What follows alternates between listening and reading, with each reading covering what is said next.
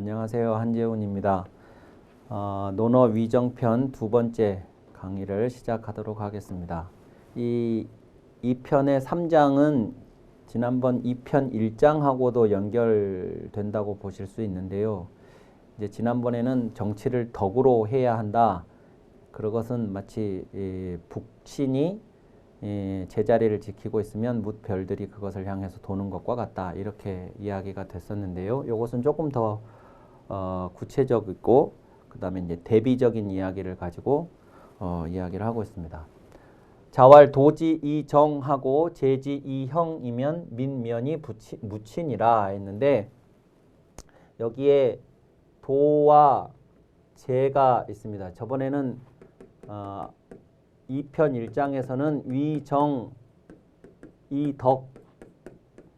이덕이라고만 했었죠. 정치를 하는데 덕으로 한다 했는데 이 정치를 하다라는 이 표현을 이제 두 개로 나눴습니다. 도와 제. 도는 길도자지만 여기서 이제 동사가 되면 길에서 누군가를 앞장서 인도해 가다 이런 뜻입니다. 그래서 이제 그들을 이게 이제 그 타인 혹은 백성이 되겠죠. 그들을 인도를 하는데 정으로서 하고 그들을 가지런히 하는데 이 가지런히 한다는 말은 질서를 잡는 거라고 생각하시면 됩니다. 이렇게 가지런하게 나란하게 만드는 것이니까 질서를 잡는데 형으로서 한다 그랬습니다. 이것이 이제 정하고 형이 나왔는데 여기서 보시면 도지 이 덕하고 제지 이 내면 이랬습니다. 여기서는 덕하고 예를 이야기를 한 겁니다. 같이 도와 제 인도하다와 질서를 잡다를 이야기를 하면서 그 수단으로 여기는 덕을 얘기했고 여기는 예를 얘기했습니다. 그러니까 요 덕으로 한다와 정으로 한다, 예로 한다와 형벌로 한다. 요 비교를 지금 하고 있는 건데요. 대비적으로. 지난번에 제가 요 정치를 할 때 덕으로 한다의 반대말이 뭐냐면 힘으로 하는 거라고 제가 말씀을 드렸었습니다. 그 힘의 정치적으로 힘의 가장 대표적인 형태가 요 정과 형입니다. 이 정은 뭐냐면 여기서는 정치라는 일반 의미의 정치 정자가 아니고 저 정자는 행정명령이라고 보시면 됩니다. 법령입니다. 법령. 그러니까 행정적으로 명령을 하는 겁니다. 국민들에게, 백성들에게 백성들을 인도하는데 명령으로 하는 겁니다. 이거 해 혹은 이거 하지 마 이렇게요. 그렇게 하고 그러니까 그것을 자신이 그렇게 하면서 명령권자가 자신이 그렇게 하면서 백성들에게도 그렇게 하라 그랬을 때는 정으로 한다고 하지 않아요. 덕으로 한다고 하지. 덕자가 지난번에 자기가 먼저 그 길을 가고 마음에 얻은 걸 가지고 사람들의 부정한 것을 바로잡는 것이라고 말씀을 드렸던 것처럼 자기가 먼저 그렇게 하면서 하면 그걸 덕으로 한다고 해요. 근데 자기는 안 하면서 명령으로만 하는 겁니다. 예컨대 자신은 청렴하지 않으면서 부하들이나 백성들한테는 청렴하라고 그래야 국가가 지속이 될 테니까요. 전부 부정부패만 해가지고는 안 될 테니까 청렴하라고 그렇게 깨끗하라고 하는 것입니다. 질서를 잘 지키라고 하고 세금도 잘 내라고 하고 그렇게 합니다. 명령으로. 근데 자기들은 안 내요. 이제 그런 상태를 이렇게 얘기를 하는 거예요. 그러면 이제 안 따르죠. 안 따르는데 그걸 이제 방치할 수는 없으니까 질서를 잡아야 되니까 뭘로 하냐면 형벌로 하는 겁니다.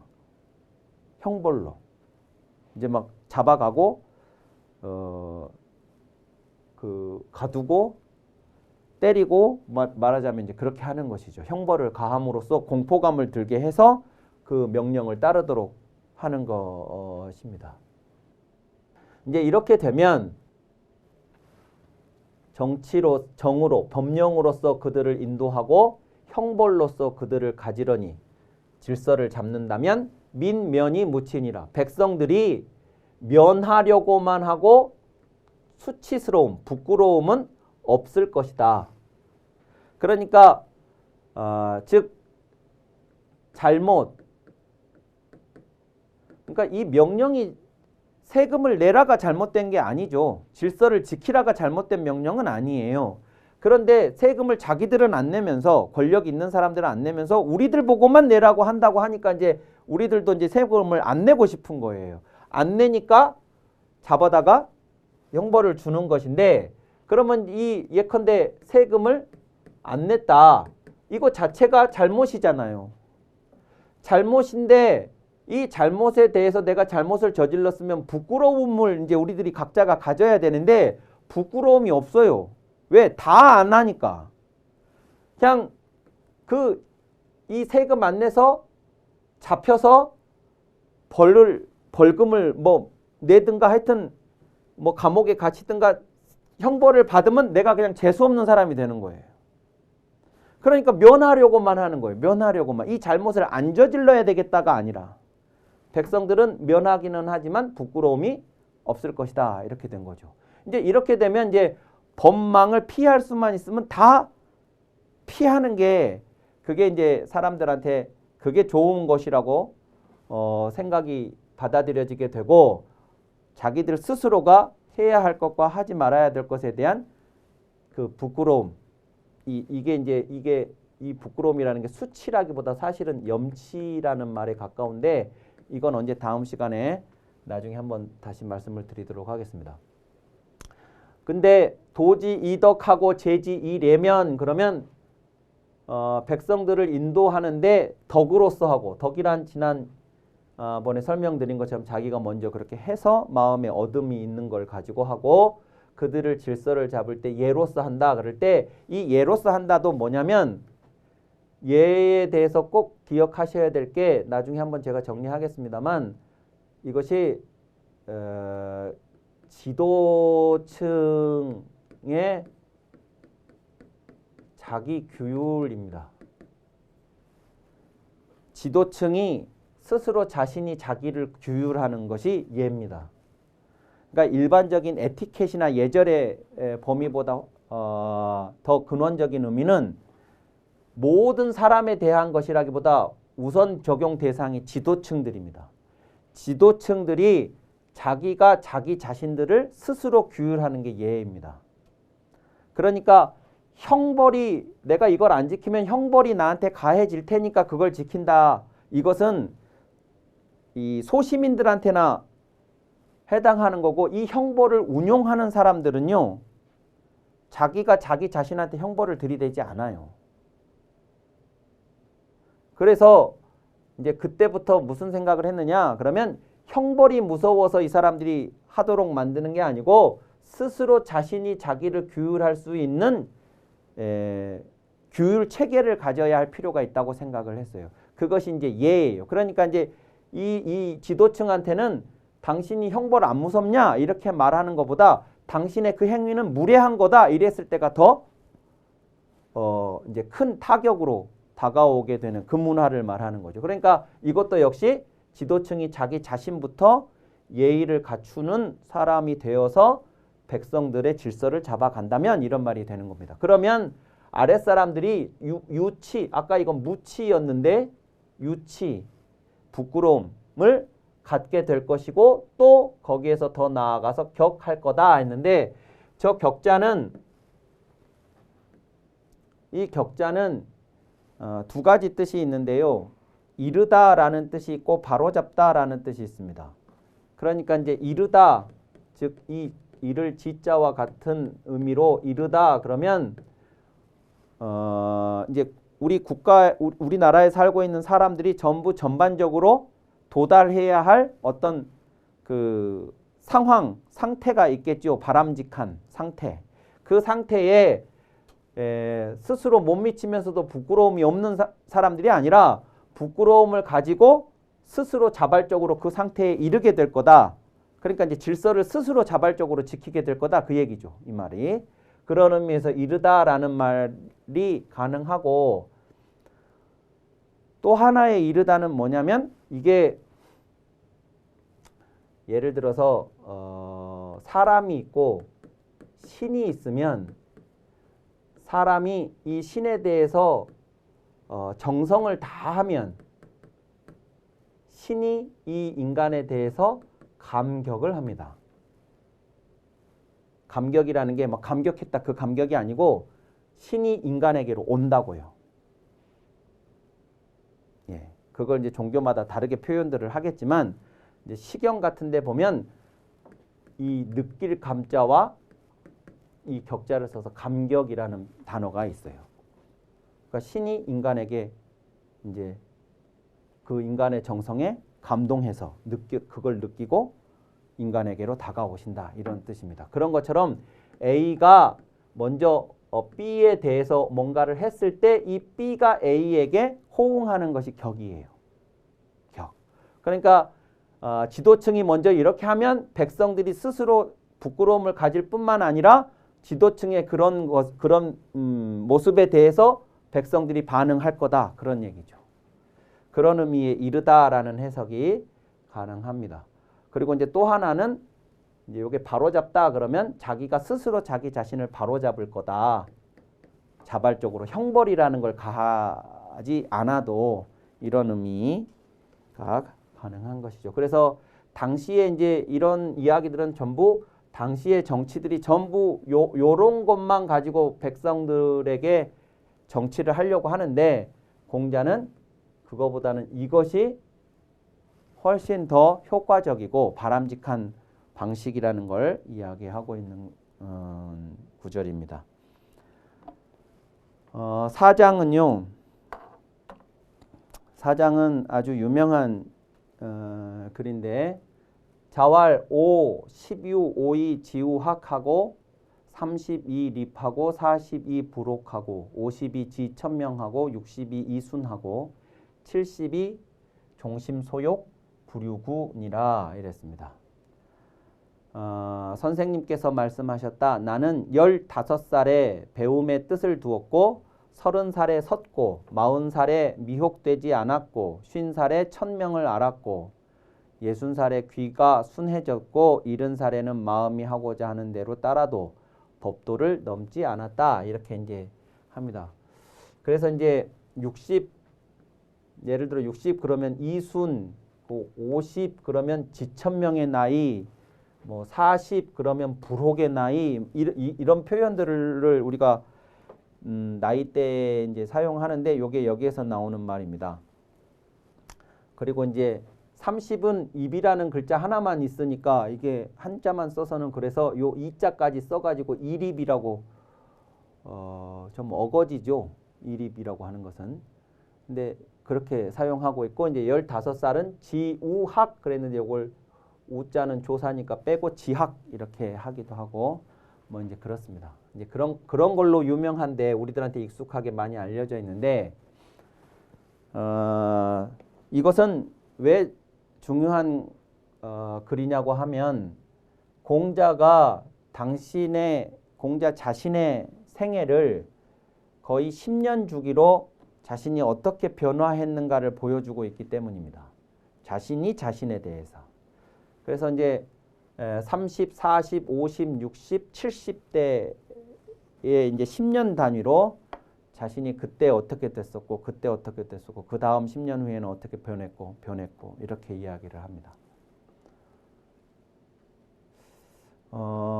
이제 그런 건데 내용을 보면 이런 거예요. 내가 10유5 그러면 여기 이제 15살인데 열이 5을 소유하고 있는 형태입니다. 문장 그대로 보면.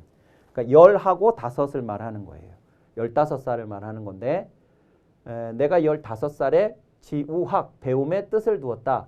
이 뜻을 두었다라는 것은 지난번에도 언젠가 말씀드렸던 것 같은데 이게 이렇게 이 글자와 이 글자가 위아래로 합해진 글자입니다.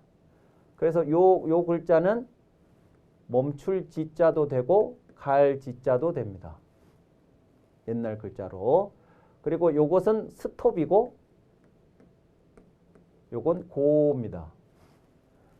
그러니까 어딘가를 향해 가고 그 목적지에 도달했을 때 거기에 딱 멈추는 것입니다. 그것이 요 글자의 뜻이고 그걸 이제 마음으로 하는 것이에요.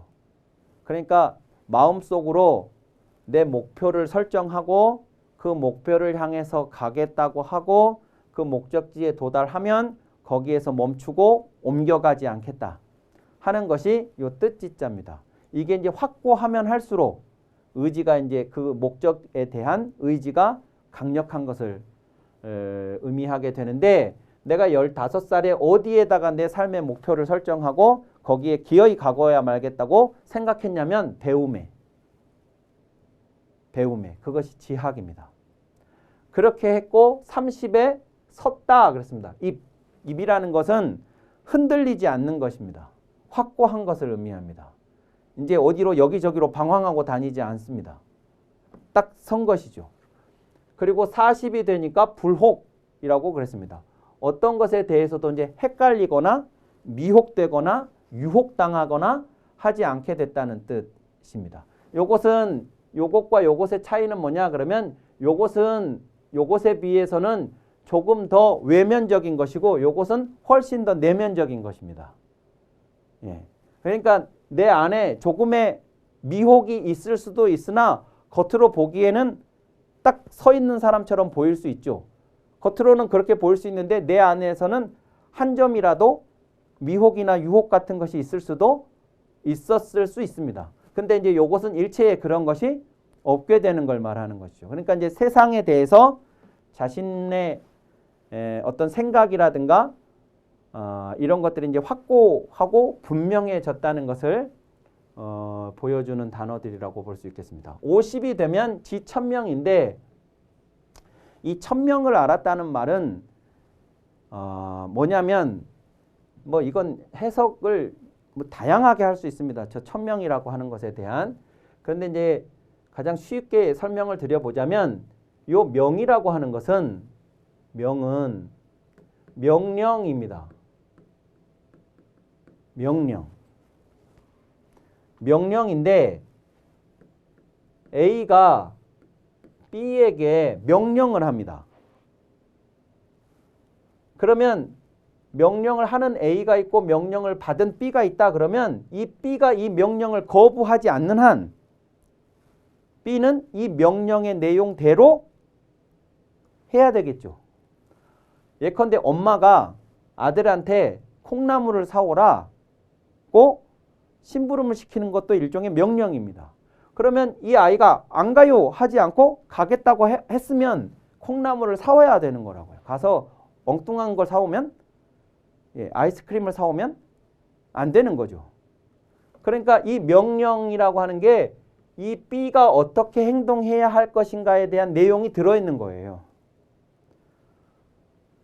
천명이라는 것은 이 A가 하늘이라는 뜻입니다. 그리고 이 B가 사람이에요. 그러면 하늘이 우리 인간들에게 어떻게 살아야 한다고 명령을 했다. 이것이 천명입니다. 천명. 그러면 이 인간이 그걸 거부하지 않는 한 이게 2600년 전이니까 이때만 하더라도 세상에 존재하는 모든 것은 인간을 포함해서 식물 하나, 동물 하나까지, 곤충 하나까지도 미물까지도 다 하늘이 태어나게 해줬다고 생각을 했었던 것이죠. 그러면 그냥 어떤 것이 그냥 아무렇게나 막 태어나는 게 아니고 하늘에 의해서 너는 이 세상에 내려가면 어떻게 살아야 한다 하는 것을 자기 안에 명령으로 받고 태어났다고 생각을 했습니다. 그것이 천명이에요. 그 천명을 중용에서는 뭐라고 하냐 그러면 그것이 우리 모든 것들의 본성이라고, 본성이 곧 하늘의 명령이라고 이야기를 해요. 본성. 자, 그러면 이제 내가 하는 행위 어떻게 해야 하는가 하는 것을 여기에 이 명령이 뭐냐에 따라서 이제 그것이 결정이 된다고 하면 우리 인간들이 어떻게 살아야 하고 우리 인간 세상이 어때야 하는가 하는 것을 정당화해주고 그것의 내용을 보장해주고 하는 것을 천명이라고 이제 말할 수 있는 건데 50이 되어서야 그 천명을 알았다. 이렇게 됐습니다. 그러니까 이제 인간 세상에서 바람직하다, 바람직하지 않다 하는 수많은 규범들과 법칙들과 이런 것들을 만들어냈을 텐데 결국 그 모든 것들이 정당하냐 정당하지 않느냐를 판가름해 줄 근거는 천명인 거예요. 하늘의 명. 그 하늘의 명을 알았다 이렇게 되는 거죠. 그러니까 이제 인간 세상을 넘어선 단계를 말하는 것입니다. 천명을 알았다는 것은. 이것이 전부 하늘의 명에 의해서 이것이 정당한 것이고 이것이 정당하지 않은 것이고 이렇게 이제 이야기할 수 있게 된 거니까 요것은 그 세상 이치에 대해서 그런 거라면 그 세상 이치를 이제 한 차원 더 올라가서 그게 천명이었음을 알게 되었다는 얘기입니다. 그리고 이제 천명을 알게 된 다음에는 어떻게 됐냐면 60이 되어선 이순이라고 했습니다. 그러면 이제 인간 세상에서 하늘로 올라갔다가 예컨대 그러다가 다시 인간으로 이제 내려와요. 진짜 뭐 올라갔다 내려왔다가 아니라 이제 이 변화가 그런 변화가 일어났다는 거죠. 그렇게 되면 이제 그런 차원에서 내가 세상의 모든 것들을 이제 듣는데 내 귀로 듣는데 그 수많은 것들이 좋은 것이든 나쁜 것이든 할 것 없이 순하다라는 말은 내 귀에 거슬림이 없다는 뜻입니다. 이제 내가 이해할 수 없는 것이 없어요. 세상에. 이 귀는 특히 우리 인간의 감각기관들 중에 귀가 가진 특징은 뭐냐면 저것은 바깥으로가 아니라 안으로입니다. 귀에서 바깥으로 어떤 기능이 작동하는 건 없어요. 바깥의 것이 내 안으로 들어오는 기관이지요. 그러니까 말을 하는 게 아니라 귀로 듣는데 내 귀에 들리는 그 어떤 것도 나에게 이제 거슬리는 것은 없게 된 상태입니다. 그러니까 이제 세상 모든 것을 다 이해하고 포용하고 용서하고 할 수 있는 그런 단계라고 말할 수 있겠습니다. 그리고 70이 종심소욕 부류고 그랬습니다. 그리고 공자가 73세를 살았다고 전해지는데 70이 되자 종심소욕 부류군이라 마음이 하고자 하는 바, 심소욕, 마음이 욕망하는 바, 욕구하는 바를 따릅니다. 내 마음이 하고 싶은 바를 따라요. 보통 우리들이 우리 마음이 하고 싶은 바대로 따랐다가는 큰일 납니다. 그걸 하면 안 되는 걸 막 하고 싶어 하거든요. 그게 이제 말하자면 욕심이죠. 욕심, 욕망하는 마음, 욕구하는 마음인데 그래서 마음이 하고 싶어 하는 바대로 따르면 안 돼요. 보통은. 근데 공자가 70이 되니까 마음이 하고 싶은 바대로 따랐는데 요 구라고 하는 것은 요 구는 뭐냐면 이제 그 목수들이 사용하는 도구인데 이렇게 직각이나 직선을 그릴 때 사용하는 자입니다. 자. 그러니까 이제 원을 그릴 때 사용하는 도구가 있어요. 컴퍼스 같은 그런 거를 규라고 하고 규. 이런 직각이나 직선을 그릴 때 사용하는 것을 구라고 해요. 그래서 이 두 개는 우리가 내 마음대로 원을 그린다고 이게 동그라미가 안 되니까 이 도구를 통해야만 정확하게 원을 그릴 수 있고 내가 직각을 아무리 나 혼자 잘 그려본다고 해도 이 도구를 사용해서 정확하게 딱 직각을 만들어내는 것보다는 삐뚤삐뚤 할 거기 때문에 여기에 의지해야 하는 도구들이 이 규나 구인데 우리가 살아가면서도 내 생각으로 반듯하게 산다고 살았지만 그게 반듯하지 않을 수도 있으니까 우리가 이제 규칙 같은 것들을 정해 놓는 것이죠. 그게 이제 요 규나 구예요. 인간 세상의 법칙, 규칙 이런 겁니다.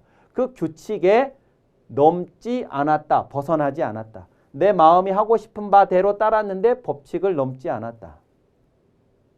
그러니까 우리가 내 마음이 하고 싶은 바대로 따르면 안 되는 이유는 뭐냐면 내 마음대로 하고 싶은 대로 했다가는 법칙에 넘을 가능성이 높기 때문에 욕심을 따르면 안 된다고 우리가 이야기를 하는 건데 공자는 마음이 하고 싶은 바대로 했는데 법도를 넘지 않았다고 이야기를 하는 겁니다. 그러니까 결국 뭐냐면 이 70이 되었을 때 공자는 마음이 하고 싶은 바가 곧 법칙이었다 이런 얘기가 되는 것입니다. 자, 그래서 이제 공자가 10년 주기로 어떻게 변화했는가, 어떤 단계를 밟아서 어떤 단계까지 도달했는가를 관찰자가 아니라 자신이 이야기를 하고 있기 때문에 이 구절이 대단히 중요한 것인데, 여기까지 이 정도 이야기를 하면 이제 이 내용이 무엇일지에 대해서는 대충 이해가 되셨을 텐데, 이제 정말 중요한 게 하나 있습니다. 그게 뭐냐면 입이나 불혹이나 지천명이나 이순이나 종심소욕 불유구나 이것들은 전부 도달한 어떤 상태 단계입니다. 근데 지우학을 이런 것들하고 같은 레벨의 것으로 이야기할 수 있겠느냐 하면 그런 게 아니거든요. 저건 어떤 단계, 어떤 도달한 단계를 말하는 게 아니라고요. 그냥 시작을 얘기하는 거지. 그래서 이 부분을 좀 주목을 해야 한다. 왜 뭐냐 저게 하는 거. 또 하나는 공자가 그럼 제자들한테 이 얘기를 왜 했겠냐 하는 거예요.